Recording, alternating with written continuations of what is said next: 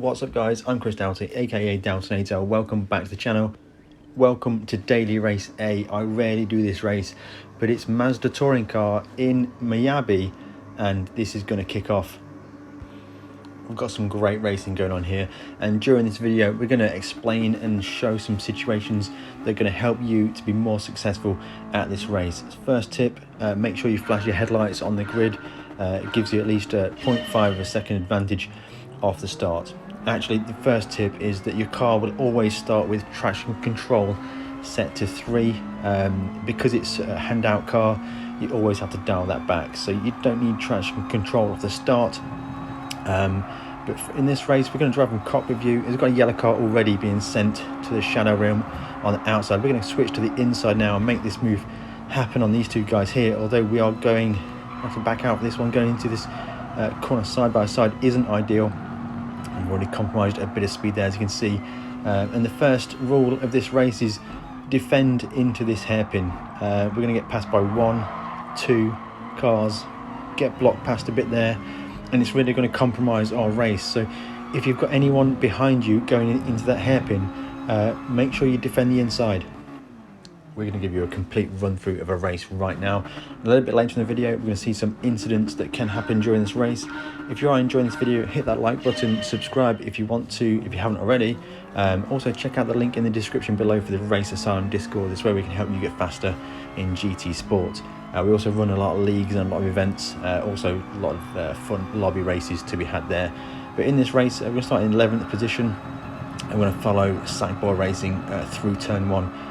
Through turn 1, hold 3rd gear right until this line that crosses the track, and then shift up to 4th. That basically seems to help you get around that corner much better. Through this S-bend here, try and not scrub too much speed as possible. The braking zone here, we'll talk about that a little bit later on, but on this first lap we braked a little bit early just to make sure everyone had space, and you can see it's kicking off already. Drivers already going side by side. There's blue car spinning to the outside there. 2 cars for 1 through that incident. And when the slipstream of Sackboy Racing, we're going to give him a bump draft just to get him closed up to the pack ahead.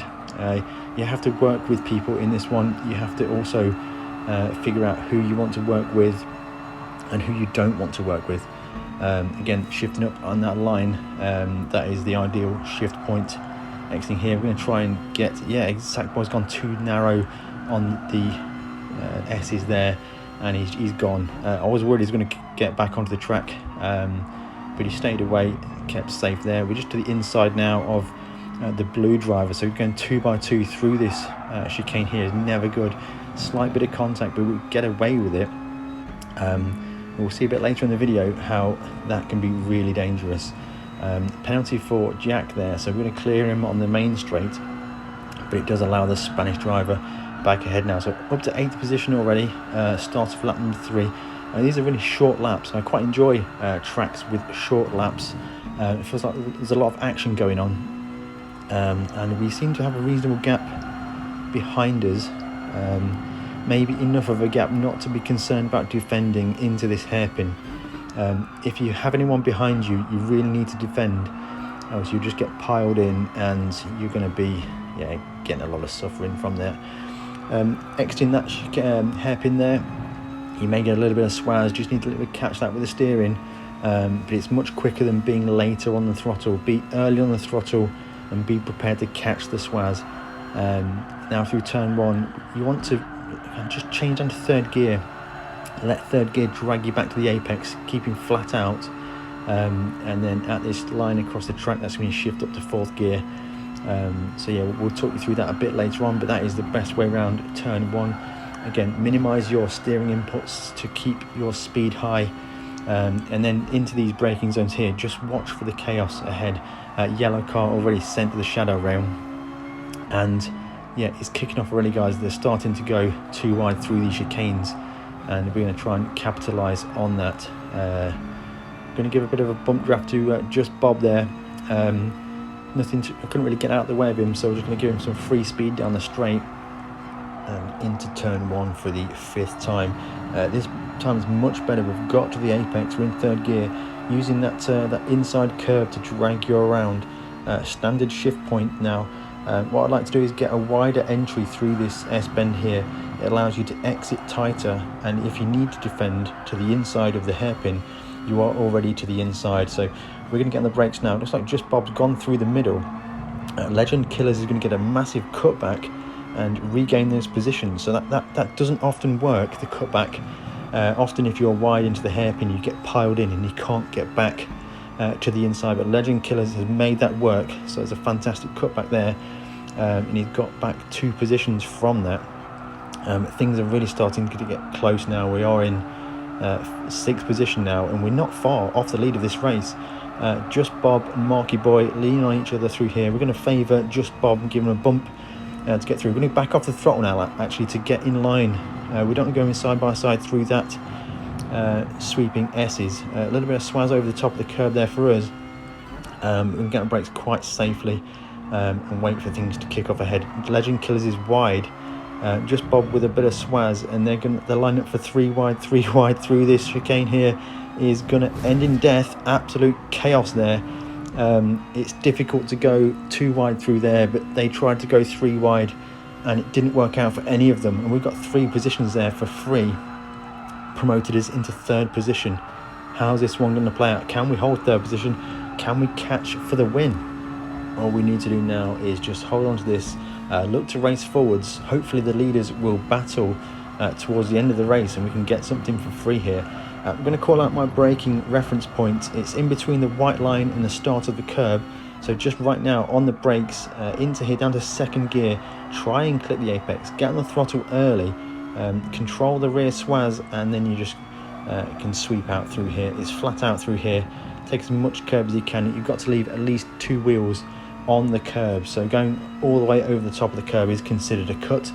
And now are they going side by side for the lead? This is the final lap of the race, and we're closing into the back of these guys. They will most probably, something's going to happen at the hairpin. What will happen, I have no idea, and will it work in my favour? So they're going to go through these S-bends now. Silver car behind, looking like he's going to go for a move on the yellow car into the last bend. They're going to both defend off, switch into the outside, and we've got a bit deep on the brakes there. Bit of a contact in the middle of the corner. Yellow car, Spanish driver is going to take that. In fact, I think it's a Hungarian driver just in front of me. He started at the back of the grid with me as well, so that's a fantastic drive through the pack, and we're going to cross the line in 3rd position. That is a fantastic race. They're not all as good as that, I've got to admit, but they are all good fun. There's always moments in these races where you have some real golden moments with other drivers.